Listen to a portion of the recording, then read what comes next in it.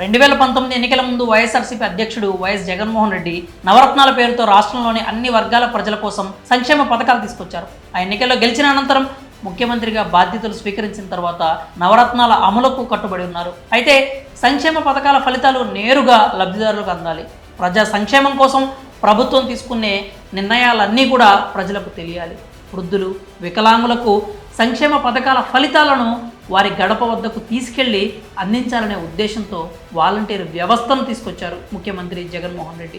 ఈ వాలంటీర్ వ్యవస్థ వల్ల యువతకు ఉపాధి కల్పించడంతో పాటు పాలనను ప్రజల గడప వద్దకి తీసుకొచ్చారు ముఖ్యమంత్రి జగన్మోహన్ రెడ్డి. ఇక ఏపీలో ఉన్న వాలంటీర్ వ్యవస్థ మీద ఇతర రాష్ట్రాల ప్రజలు, ముఖ్యమంత్రులు సైతం ప్రశంసలు కురిపిస్తున్నారు. ఈ క్రమంలో తాజాగా ఓ ఆసక్తికర వార్త వైరల్గా మారింది. తెలంగాణలో కూడా త్వరలోనే వాలంటీర్ వ్యవస్థను తీసుకురాబోతున్నారట.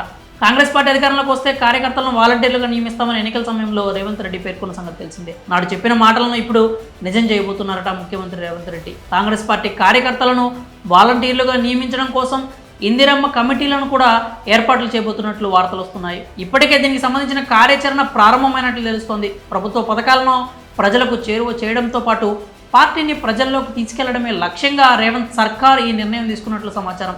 దీనికి సంబంధించి త్వరలోనే అధికారిక ప్రకటన వెలువడే అవకాశం కూడా ఉందని వార్తలు వినిపిస్తున్నాయి.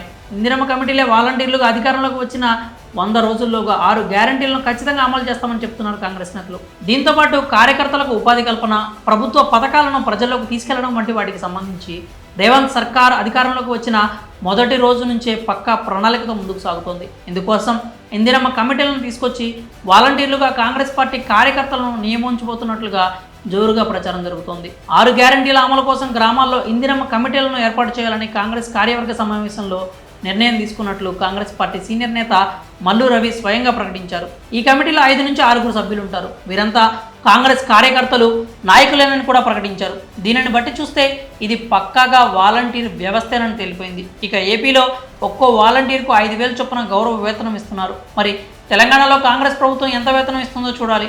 ఏపీ వాలంటీర్ వ్యవస్థను తెలంగాణలో ఫాలో అవుతుందంటూ వస్తున్న వార్తలపై మీ అభిప్రాయాలు ఏంటో కామెంట్స్ రూపంలో తెలియజేయండి.